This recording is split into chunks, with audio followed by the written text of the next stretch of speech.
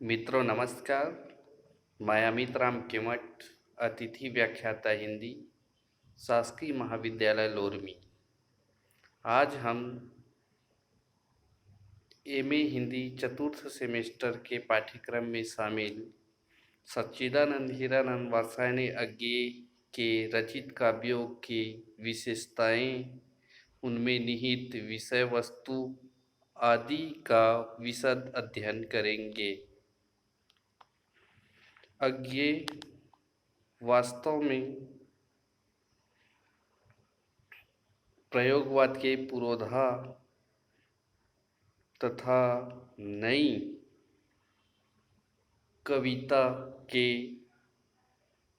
प्रख्यात रचनाधर्मी अज्ञेय की उपसंज्ञा से सुसंज्ञात है।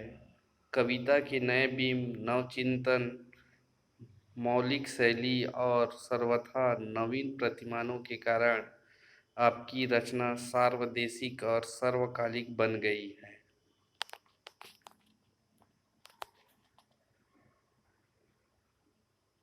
युगांतर मूल्यों का सृजन किसी भी कवि के काव्य प्रतिभा का प्रमाण हो सकता है। अज्ञेय जी ने अपने साहित्य में इस तथ्य और कथ्य को पूर्ण चेतना के साथ अभिव्यक्ति दी है। आइए देखते हैं अज्ञेय के काव्य के रचनाओं की विषय वस्तु। अज्ञेय जी की रचनाओं की विषय वस्तु उनकी क्रमशः विकसित काव्य प्रतिभा का प्रतिफल है। आरंभ में उनकी रचनाओं में भाव प्रवणता अधिक दृष्टिगोचर हुई, जबकि बाद की रचनाओं में उनका चिंतक रूप परिलक्षित हुआ। इनकी काव्य रचनाओं के वस्तु पक्ष में व्यक्तिवाद, अतृप्त प्रेम, नैराश्य एवं वेदना, नियति एवं पलायन, करुणा और अवसाद, जिज्ञासात्मक रहस्यानुभूति, मुक्ति की कामना, राष्ट्रीयता आदि छायावादी विशेषताएं उपलब्ध होती है। कला पक्ष में लाक्षणिक पदावली, प्रतीकात्मक भाषा एवं अलंकारिक शैली प्रयुक्त हुई है।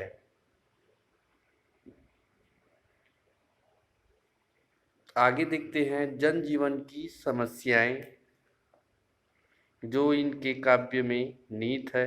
अज्ञेय जी ने वर्तमान सामाजिक व्यवस्थाओं, पारंपरिक मूल्यों का विरोध किया है, प्राचीन रूढ़ियों का परित्याग किया है, सामाजिक परिस्थिति की उलझन का स्वर कुकुरमुत्ता में मुखरित हुआ है। अपनी कविता में अज्ञेय जी ने आतताई सामाजिक परिवेश को चुनौती दी है। समस्या के कारण मानव कुंठा और पीड़ा का वर्णन अपनी रचनाओं में किया है। आर्थिक असमानता मानव को भ्रष्टाचार तथा अनाचार के लिए प्रेरित करती है तथा मानव को संत्रस्त ही नहीं करती, अपितु धातु की तरह समाज की भट्ठी में गला रही है। अज्ञेय जी ने अपनी रचनाओं के माध्यम से यौन कुंठाओं की समस्या का चित्रण किया है। उनके अनुसार जब मानव मन की गहराइयों में कोई भावना दब जाती है तब वह कुंठा का रूप ले लेती है। अज्ञेय जी के काव्य में भी कामजन्य कुंठाओं की अधिकता दिखाई देती है। उनकी कविता सावन मेघ की ये पंक्तियां दृष्टव्य है। वासना के फलक सी फैली हुई थी, धारित्री सत्य सी, निर्लज, नंगी और समर्पित। यह चित्र लज्जा रहित, नग्न तथा भावयुक्त आत्मसमर्पित भोग वनिता धरती का चित्र है। अतः स्पष्ट है कि आधुनिक मनुष्य की खोज जिस प्रकार अज्ञेय जी की रचनाओं में विघटन से युक्त जीवन मूल्यों की समस्या के साथ उभरता है, उसमें ये यौन अतृप्ति की समस्या को नैतिक असंतोष की कुंठा से जोड़ देती है। इन्हीं जनजीवन की समस्याओं का अपनी रचनाओं में चित्रण किया है। आगे देखते हैं प्रकृति चित्रण। प्रकृति असीम सौंदर्य से युक्त है। उसका मोहनी रूप अद्भुत तथा अवर्णनीय है। मानव ने प्रकृति की गोद में ही सर्वप्रथम अपने नेत्र खोले तथा प्रकृति के आश्रय में ही पल बढ़कर वह उच्च तथा उन्नत बना है। द्वीप, महाद्वीप, प्रायद्वीप, समुद्र, नदी, झरने, वन, पर्वत, वृक्ष, लताएं, पशु पक्षी सब प्रकृति माँ के ही अंग प्रत्यंग है। यह प्रकृति देवी अपने विभिन्न रूपों द्वारा मानव की निरंतर अपनी ओर आकृष्ट करती है। वह कभी कोयल कलित किसलयों एवं पराग पूरित बसंत ऋतु का स्वरूप धारण कर हमारे चित्त को बरबस अपनी ओर आकृष्ट करती है, तो कभी तड़िक किरणों द्वारा अग्नि वर्षा द्वारा हमें भयभीत कर देती है। कभी श्याम मेघ मालाच्छित गगन मंडल में रूप सी वर्षा सुंदरी के रूप में हमारे हृदय को मुग्ध कर देती है। इस प्रकार यह प्रकृति देवी मृदुल तथा कठोर, सुकुमार तथा भयंकर, सुंदर एवं असुंदर दोनों रूपों में दृष्टिगोचर हुई है। अज्ञे जी की कविताओं में व्यक्तित्व की प्रधानता पर जोर दिया गया है, फिर भी प्रकृति के प्रति उपेक्षा नहीं दिखाई। इनकी कविता में प्रकृति के विभिन्न रूपों का चित्रण हुआ है। अज्ञे जी ने चिंता, इतल्याम तथा भग्नदूत इत्यादि काव्य रचनाओं में प्रकृति के सुंदर चित्रों का वर्णन किया है। इतल्याम काव्य संग्रह की आसी बसंत के एक दिन की पंक्तियां दृष्टव्य है। फूल कचनार के प्रतीक मेरे प्यार की, प्रार्थना सी अर्धस्फुट कांपती रहे कली, पंक्तियों का संपुट निवेदिता ज्यों अंजलि। आए फिर दिन मनुहार के, दुलार के, फूल कचनार के। कवि अपनी मानसिक दशा का पूरा चित्र प्रकृति के माध्यम से करता है। यदि उनके मन में प्रसन्नता है तो उसे सर्वत्र प्रकृति भी सुखकारी लगेगी, लेकिन वह दुखी है तो प्रकृति भी उसे अदास व कष्ट पहुंचाने वाली लगेगी। यह एक मनोवैज्ञानिक सत्य है जिसे इस साधारण उदाहरण द्वारा ज्ञात कर सकते हैं।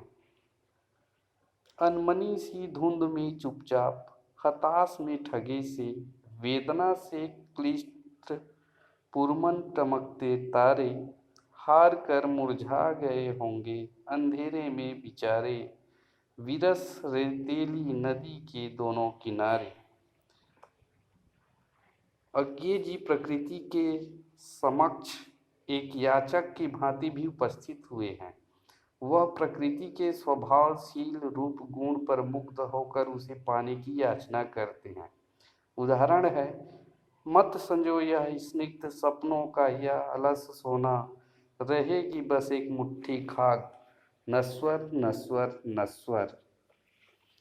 अंगूर की बेल नामक कविता में कवि का भावनात्मक आधार है। प्रस्तुत कविता में बिखरी धूप में सूरज का उन सोनवर्णी धूप में बिना उनकी मना स्थिति को चित्रित करता है। जैसे उलझती बांसी दुबली लता अंगूर की, क्षितिज धुंधला तीर सी यह याद कितनी दूर की। अज्ञे की प्रारंभिक कविताओं में प्रकृति का उद्दीपन रूप इसी दुखांत सुखांत रूप का पारा उड़ा चढ़ाती उतारती रहती है। गगन में मेघ घिरते हैं, तुम्हारी याद घिरती है, उमड़ कर विवश बूंदे बरसती है, तुम्हारी शुद्ध बरसती है। उपरोक्त विवेचन यह स्पष्ट करता है कि अज्ञे ने प्रकृति चित्रण को नाना रूपों में चित्रित किया है। अगला है राष्ट्रीयता। अज्ञे जी का हृदय राष्ट्रीयता की भावना से ओतप्रोत है। कवि का मन अपने देश के कण कण से जुड़ा है। वह अपने विचारों तथा भावनाओं के माध्यम से शहर शहर से लेकर गांव गांव के छप्परों तक परिचित है। वह जानता है कि गांव के लोग किस तरह पूंजीपतियों के शोषण के कारण अपनी झोपड़ियों में सहमे हैं।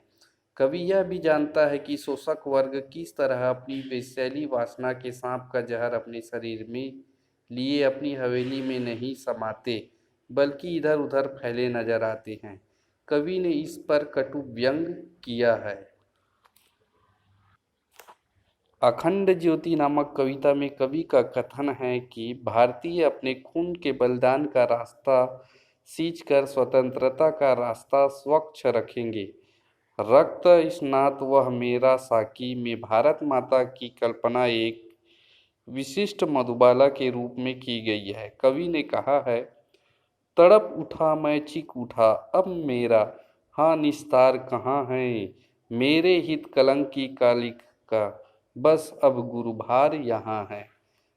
फट जा आज धरित्री मेरी दुस्सह लज्जा आज मिटा दे, रक्त स्नात वह मेरा साकी मेरी दुखिया भारत माँ है।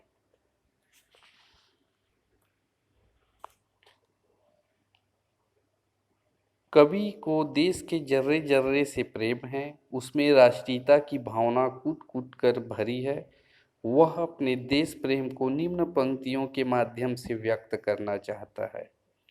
देश के जन जन का यह स्नेह और विश्वास जो हमें बताता है कि हम भारत के लाल हैं, वही हमें यह भी याद दिलाता है कि हम ही इसी पुण्य भू के क्षिति सीमांत के धीर दृढ़वती दिक्पाल हैं।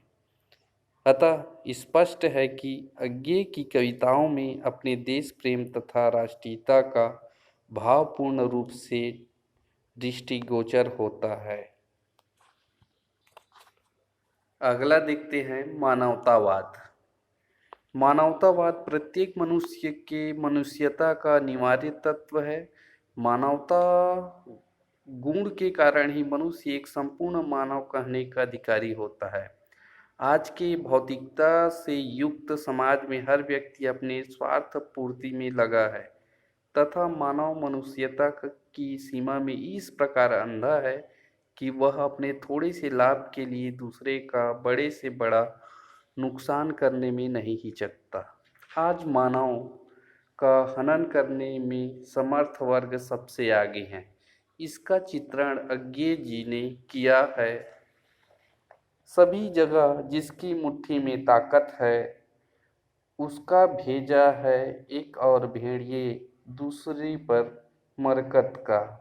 अज्ञे का मानना है कि प्रत्येक मानव मात्र में मनुष्यता का होना आवश्यक है। हृदय की प्रत्येक धड़कन में मानव के लिए करुणा का भाव छिपा हो। उनका मत है, मेरे हर सुख में, हर दर्द में, हर यत्न, हर हार में, हर साहस, हर आघात के हर प्रतिकार में धड़के नारायण तेरी वेदना, जो गति है मनुष्य मात्र की। कवि की मान्यता है कि स्वतंत्रता प्राप्त कर मानव अपने अधिकारों तथा कर्तव्यों के प्रति पूर्ण रूप से जागृत हो जाता है। कवि कल्पना करता है कि ऐसे विश्व संसार की जहाँ व्यक्ति के आपसी संबंध मधुर होंगे, जहाँ गोरे काले के भेद मिट जाएंगे तथा वे एक माले में पिरो दिए जाएंगे। मानव का रचा हुआ सूरज मानव को भाव बनाकर सौंख गया। पत्थर पर लिखी हुई यह जली हुई छाया मानव की साखी है।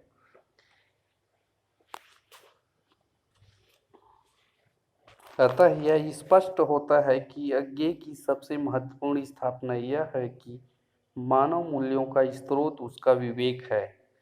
मानव अपने अनुभव को समृद्धशाली बनाता हुआ अपनी बुद्धि और विवेक को पुष्ट करता चलता है। मानवता से युक्त साहित्य मनुष्य को संवेदनशील बना देता है। मनुष्य के बाह्य कर्मों को देखकर उसे दंड देने की अपेक्षा उसके अंतःकरण में प्रवेश कर कर्म के मूल को परख कर मानवीय संवेदना से सिक्त कर मानव मर्यादा देना ही विवेकपूर्ण निर्णय है। संपूर्ण मानववादी साहित्य की यही मूल विशेषता है। अतः स्पष्ट है कि अज्ञे की जीवन दृष्टि बौद्धिक तथा निष्ठा मानवतावाद से युक्त है। अगला है सामाजिकता।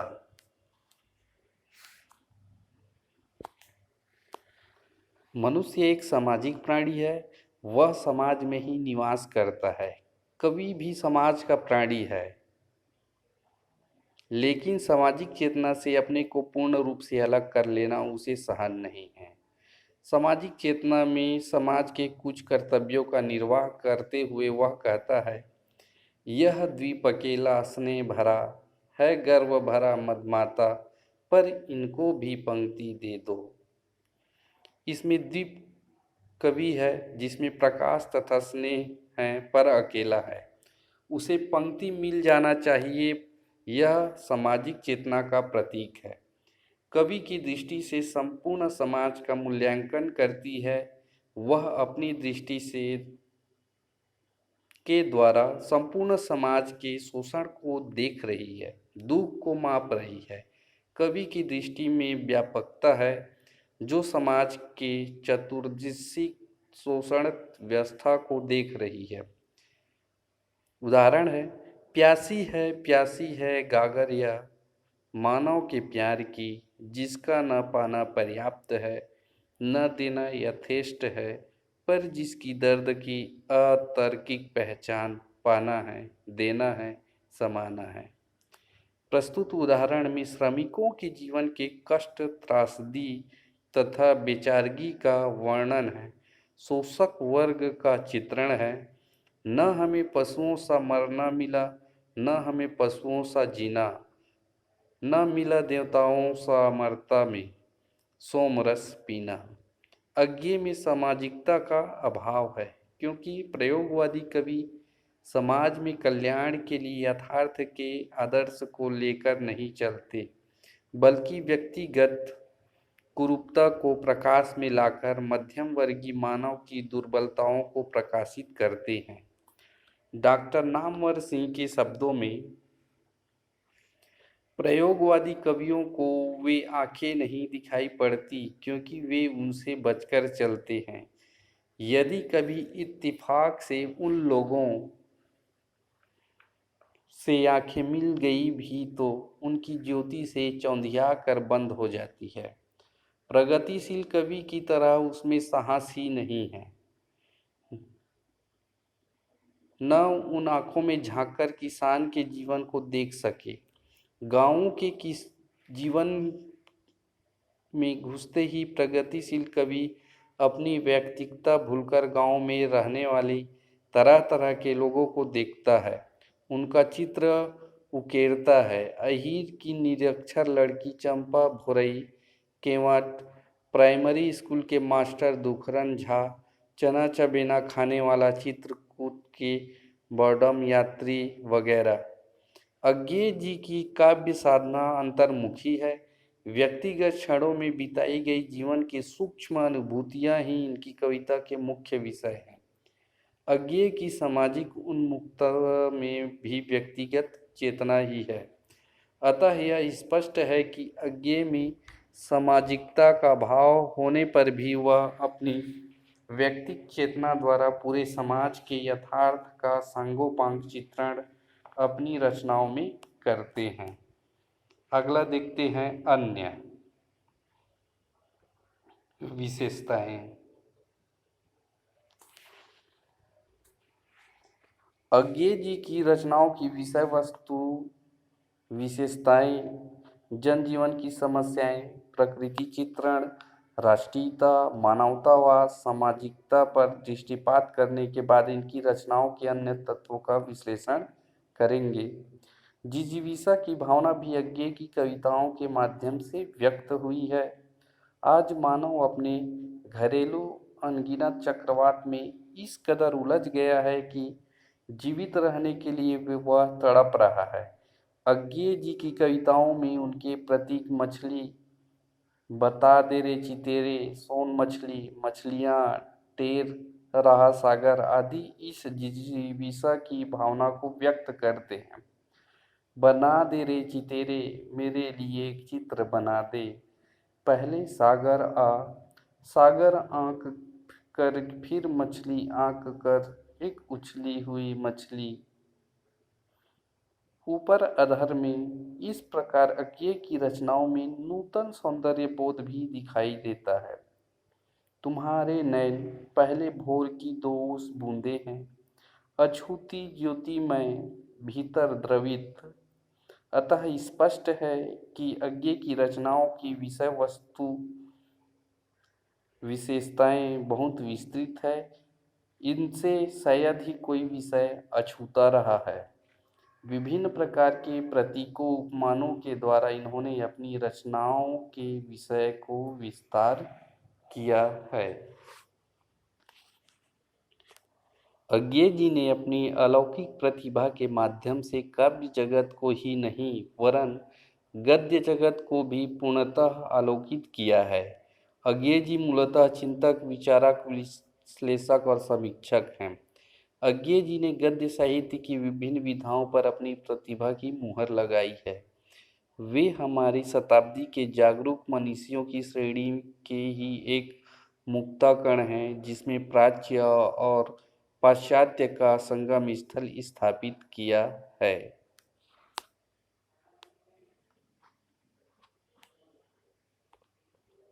निष्कर्षतः कहा जा सकता है कि लेखक, कवि, संपादक, समालोचक, कथाकार, विचारक, देशभक्त तथा प्रयोगवाद के जनक इत्यादि रूपों द्वारा उनकी प्रतिभा की विभिन्नताओं का वर्णन हुआ है। अज्ञे जी की सामाजिक, राजनीतिक, आर्थिक तथा साहित्यिक विचारधारा को भी समझने का प्रयत्न किया गया है। कवि को काव्य सृजन हेतु जिन महाकवियों, महापुरुषों, प्रकृति तथा जनमानस आदि से प्रेरणा प्राप्त हुई, उनका भी उल्लेख करते हुए उनकी राष्ट्रीय भावना पर भी प्रकाश डाला गया है। मित्रों, नमस्कार, धन्यवाद।